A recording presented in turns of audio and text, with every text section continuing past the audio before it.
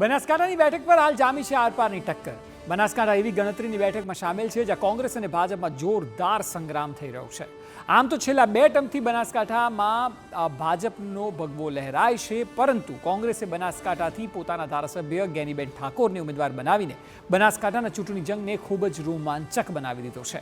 એટલું દઈ Geniben fire brand નેતાની છબી ધરાવે છે, ત્યારે સૌથી મોટો સવાલ એ છે કે ચૌધરી અને ઠાકોર વચ્ચેના જંગમાં ક્યાં જોવા મળી રહ્યો છે જ્ઞાનીબેન ઠાકોરના નામનો ડંકો। જીત માટે કેવી છે જ્ઞાનીબેનની રણનીતિ, કેવી રીતે તેઓ કરી રહ્યા છે પ્રચાર, આપને આજે બતાવીશું। બનાસકાંઠાથી સુપર એક્સક્લુઝિવ ગ્રાઉન્ડ રિપોર્ટ। કોંગ્રેસને લઈને પણ જ્ઞાનીબેને કર્યો એક મોટો ખુલાસો, તેની પણ કરીશું વાત। જુઓ બનાસકાંઠાથી આ ખાસ અહેવાલ।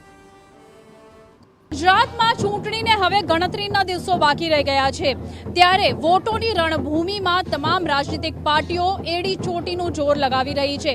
આવી સ્થિતિમાં મુદ્દાઓની રાજનીતિ બાજુમાં રહી ગઈ છે અને આરોપ પ્રત્યારોપની રાજનીતિ જોર પકડી રહી છે। હાલ TV9ની ટીમ આવી પહોંચી છે બનાસકાંઠાના પાલનપુરના સામડી ગામ ખાતે અને અહીં જ્ઞાનીબેનની રાહ જોવાઈ રહી છે, ત્યારે તમામ લોકો અહીં એકઠા થયા છે।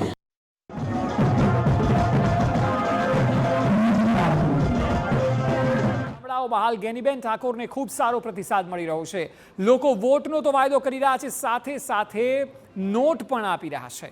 માનવામાં આવી રહ્યું છે કે અત્યાર સુધી 25 લાખ કરતાં વધુ રૂપિયા લોકોએ જ્ઞાનીબેનને આપ્યા છે અને બનાસકાંઠામાં લગભગ 4.5 લાખ ઠાકોર મતદારો છે, જ્યારે ચૌધરી મતદારોની સંખ્યા 2.5 લાખ છે। ત્યારે TV9એ જ્ઞાનીબેન સાથે વાતચીત કરી અને તેઓ પાસેથી જાણવાની કોશિશ કરી કે તેઓ કેવી રીતે આ જંગ જીતશે। શું કોંગ્રેસ પાર્ટી તેઓને પૂરતી મદદ કરી રહી છે? આ તમામ સવાલોના જવાબ સાંભળીએ। લોકસભા ચૂંટણીને લઈને ચર્ચાતી તમામ અલગ અલગ બેઠકોમાં એક નામ સૌથી મહત્વપૂર્ણ છે, એ છે બનાસકાંઠા બેઠકનું। કોઈ વાદ વિવાદ માટે કે કોઈ મુદ્દાઓ માટે કરતા પણ સૌથી મહત્વની વસ્તુ અહીં એ છે કે આ બેઠક પરથી કોંગ્રેસના ઉમેદવાર જ્ઞાનીબેન ઠાકોર લડી રહ્યા છે। જી હા, 2 વખતના વિધાનસભાના સભ્ય, ત્યાંના MLA અને સાથે જ શંકર ચૌધરીને હરાવી ચૂક્યા એવા જ્ઞાનીબેન ઠાકોર, જે પોતાના વક્તવ્ય માટે ખૂબ જ જાણીતા છે અને લોકોમાં એક અલગ જ પોતાનું પ્રભુત્વ ધરાવે છે। અત્યારે આપણી સાથે હાજર છે અને આપણે નીકળી પડ્યા છે એક આખા દિવસની યાત્રા જ્ઞાનીબેનની સાથે કરવા માટે। જ્ઞાનીબેન, ખૂબ ખૂબ સ્વાગત છે TV9માં। TV9નો પણ ખૂબ ખૂબ આભાર માનું કે સમગ્ર એક દિવસ માટે કરીને ઝીરો ગ્રાઉન્ડનું જે વાસ્તવિકતા વાળું છે એ કવરેજ આવા ધોમધખતા તાપમાં આવવા બદલ TV9નો પણ મારે આભાર માનવો પડે। ખાસ કરીને તમારી જે રીતનું તમારું પ્રભુત્વ છે, તમારી પર્સનાલિટી છે, લોકો સાથે ગ્રાઉન્ડ લેવલ પર જઈને તમે કનેક્ટ કરી રહ્યા છો, તમે તમારા વક્તવ્ય માટે ખૂબ વધારે જાણીતા છો। આ વખત જે ફાઇટ છે ભાજપના રેખાબેન સાથે ને સામે કોંગ્રેસના જ્ઞાનીબેન, શું લાગી રહ્યું છે કે અહીં કેન્ડિડેટ મહત્વનો છે કે મુદ્દાઓ, કે પછી જાતિનો ફેક્ટર?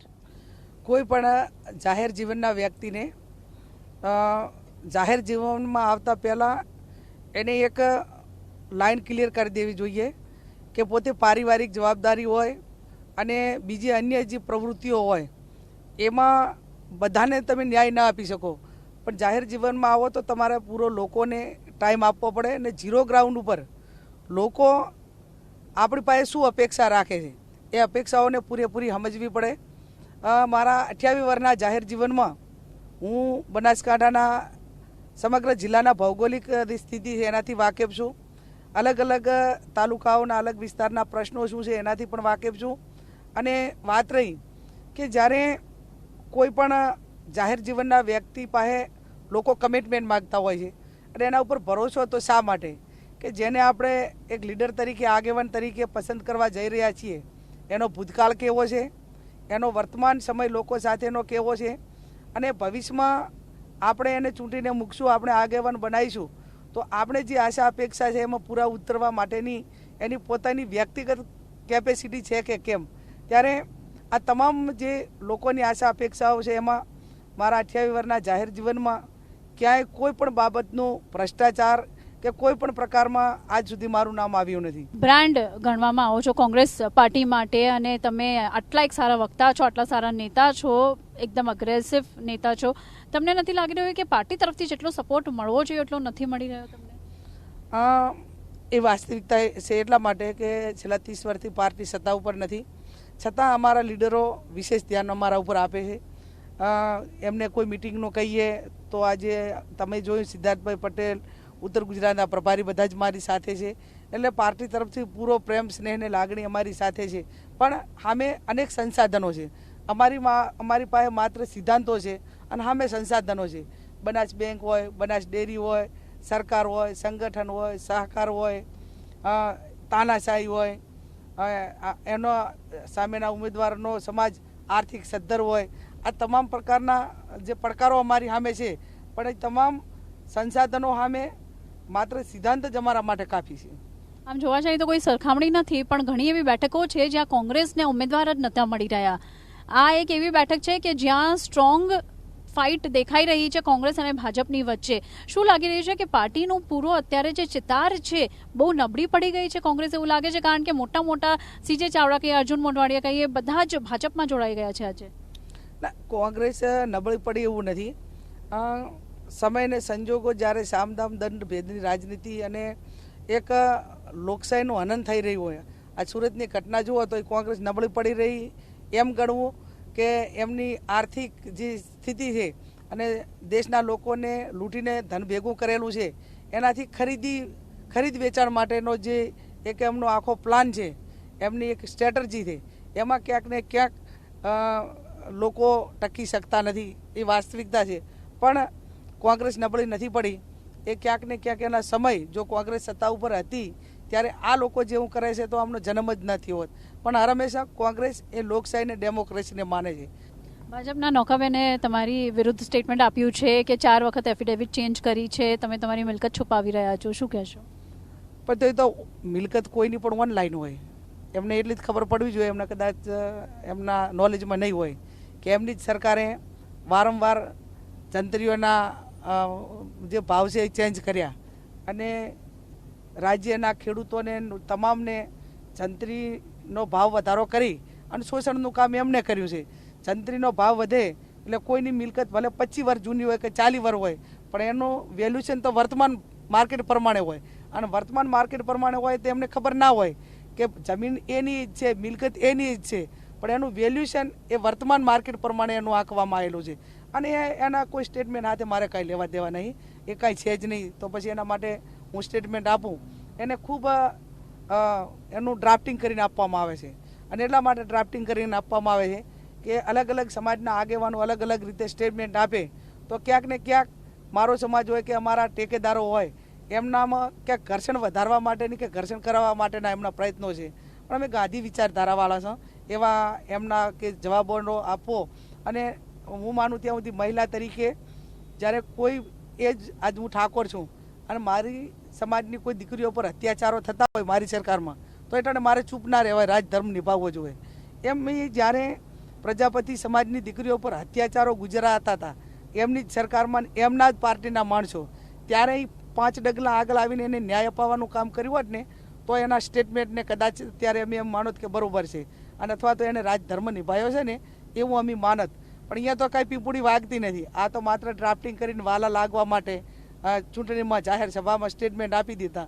એનાથી કાંઈ કોઈનો ફરક નહીં પડવાનો. પણ આવનાર સમયની અંદર એ જ્યાં રહેવાનું છે ત્યાંના લોકો જોડે એક ડૉક્ટરની વ્યવસાય સાથે આપણે સંકળાયેલા હોઈએ ત્યારે અનેક વખત એમના હસબન્ડ એ દવા માટેનું કે ડૉક્ટર માટેનું નોલેજ ના હોવાના કારણે ગંભીર પ્રશ્નો બન્યા છે. અને ગંભીર પ્રશ્નો બન્યા છતાં એક માનવતા રાખીને અમે ક્યાંક ને ક્યાંક એમને મદદ કરવા માટેના પ્રયત્નો કર્યા. અને હવે જોઈશું આવનાર સમયની અંદર જેવા હાથે તેવા અમારે થવું પડે તો એમાં કંઈ વાંધો નહીં આવે. એમને તમને કહ્યું છે ગુજરાતના મમતા બેનર્જી છે ગેનીબેન, આના પર તમે શું કહેશો? હું એ જ કહું છું કે એને પૂરતું નોલેજ જ ના હોય તેનો જવાબ આપવાનો કોઈ પ્રશ્ન નહીં રહેતો. એમ કે ગુજરાતની અંદર આટલો ક્રાઇમ બને છે તો ક્રાઇમમાં સરકાર કોની છે?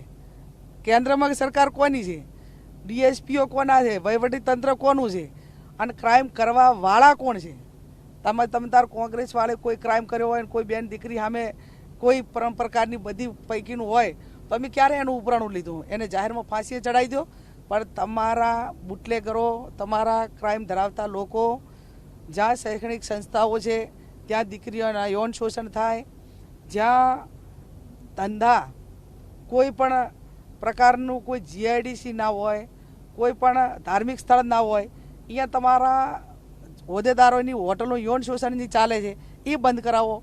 આ કરવાની જરૂર છે. અને તમને જાહેરમાં ભારતીય જનતા પાર્ટીવાળાને ચેલેન્જ છે મારી વ્યક્તિગત કે કોંગ્રેસનો કોઈ આગેવાન કોઈ પણ પ્રકારની બદી ઉપર હોય ને તો સરકાર તમારી તમે જે કરવું હોય કરી નાખો, અમે ક્યારેય એનું ઉપરાણું લેવા માટે આવતા નહીં. તમારા જ લોકો છે આ પ્રકારની પ્રવૃત્તિઓ, 2 નંબરના ધંધા જે ક્રાઇમ કહેવાય, દારૂ હોય, જુગાર હોય, યૌન શોષણ હોય, મહિલાઓ સાથેના અત્યાચારો હોય, લૂંટ હોય, ખંડણી હોય, તો આ ઠેકો એ બધો જ ભારતીય જનતા પાર્ટીના જે અસામાજિક તત્વો છે એ કરે છે અને સરકારની રેમ નજર હેઠળ કરે, જે તે વિભાગની રેમ નજર હેઠળ કરે છે. જી બિલકુલ. તો ગેનીબેને જણાવ્યું કે એમની પ્રેરણા કોણ છે અને આ તમામ ફેક્ટર્સ ખૂબ વધારે મહત્વપૂર્ણ છે. હવે આગળ ગેનીબેન જઈ રહ્યા છે ડીસા તરફ પ્રચાર માટે, ત્યારે આ બેઠક પર, બનાસ બેઠક પર એવા કયા મુદ્દાઓ છે જેને લઈને તમામ લોકોને ગેનીબેન મળી રહ્યા છે એ જોવું ખૂબ વધારે અગત્યનું છે. તો ચાલો આપણે પણ જઈએ ડીસા તરફ. બનાસકાંઠાના રાજકારણની વાત હોય અને બનાસ ડેરીનું નામ ન આવે એવું તો કેવી રીતે થઈ શકે? બનાસકાંઠામાં હાલ બનાસ ડેરી મુદ્દે પણ અનેક આક્ષેપ ગેનીબેન ઠાકોરે કર્યા. બનાસકાંઠા જિલ્લામાં મોટાભાગના લોકો પશુપાલનના વ્યવસાય સાથે જોડાયેલા છે. પશુપાલકો બનાસ ડેરીમાં દૂધ ભરાવીને સારી રીતે આવક મેળવી રહ્યા છે. દૈનિક 73 લાખ લીટર દૂધ સંપાદન કરવામાં આવી રહ્યું છે. ત્યારે બનાસકાંઠાની પશુપાલક મહિલાઓ શું માને છે તે પણ સાંભળો. ચૂંટણી પ્રચારના ધમધમાટ વચ્ચે અત્યારે TV9ની ટીમ આવી પહોંચી છે બનાસકાંઠા બેઠક પર. જી હા, જ્યાંની બનાસ ડેરી છે એશિયાની નંબર 1 ડેરી. અહીં આપણી સાથે હાજર છે કેટલાક બહેનો જે અહીં કેટલા વર્ષોથી કામ કરે છે. આવો જાણીએ આ વખતની ચૂંટણીથી તેઓ શું એક્સપેક્ટ કરી રહ્યા છે, શું આશાઓ છે તેઓની આ વખતની ચૂંટણીથી. આપનું નામ? મારું નામ અંબાબેન કેશરભાઈ ચૌધરી. અંબાબેન, તમે ઘણા વર્ષોથી અહીં કાર્યરત છો. આ નંબર 1 ડેરી છે, તમારા માટે ગર્વની વાત છે ચોક્કસપણે. પણ આ વખતની ચૂંટણીથી તમને શું આશાઓ છે? ચૂંટણીથી અમને ભાજપ જીતે એવી મને ખૂબ આશા છે. અમને અમારા મોદી સાહેબને જીતાડવા છે. મોદી સાહેબને જીતે તો અમારા માટે હાલ ઊંડા પાણી જતો રહેશે. મોદી સાહેબે અમારે કર્માવત ભરવાની વાત થયેલી છે, એ કર્માવત ભરાય એટલા માટે અમે ખૂબ મહેનત કરીએ છીએ મોદી સાહેબને. શું કે મારું અમે પાણીથી લીલા, કમળ પાણીથી લીલું, એટલે અમે કમળમાં વોટ આપવા બધાને ખૂબ વિનંતી કરીશું. જી બિલકુલ. આપ શું ઈચ્છી રહ્યા છો, શું આશાઓ છે તમારી આ વખતની ચૂંટણીથી? ડેરીને લગતી કોઈ એવી આશાઓ છે? આ વખત અમને એમ છે કે અમે બધા વોટ ભાજપમાં આલીએ, મોદી સાહેબના હાથ એકદમ મજબૂત કરીએ અને ગુજરાતમાં આખા દેશમાં ભાજપ આવે અને ભાજપનો ભગવો લહેરાય એ માટે. અને ડેરીની ખૂબ મોટી એવી આશા છે કે પછી પાણી આવે, પશુપાલનમાં અમને જો ભાજપ સરકાર આવે મોદી સાહેબ તો અમને ખૂબ સહાય આલે તો અમારા માટે ખૂબ સારું.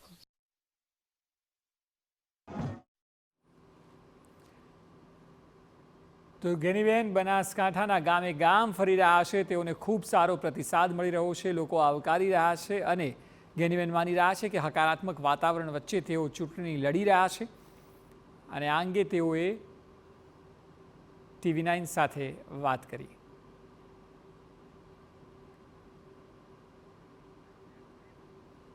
કોંગ્રેસના ગેનીબેન ઠાકોર એકમાત્ર એવા ઉમેદવાર છે જેમણે એક સમયે શંકર ચૌધરીને ચૂંટણીના મેદાનમાં માત આપી હતી. અને એટલા માટે જ બનાસકાંઠાની આ બેઠક મહત્વપૂર્ણ બની રહી છે, કારણ કે અહીં ખરાખરીનો જંગ જામ્યો છે ગેનીબેન ઠાકોર અને રેખા ચૌધરી વચ્ચે. હવે જોવું એ રહ્યું કે એડી ચોટીનો જોર આ તમામ ઉમેદવારો પ્રચારમાં લગાવી રહ્યા છે, પણ આખરે ચૂંટણીની આ રણભૂમિમાં જીત કોને મળે છે? કેમેરા પર્સન મનીષ ત્રિવેદીની સાથે નીરુ, TV9 બનાસકાંઠા.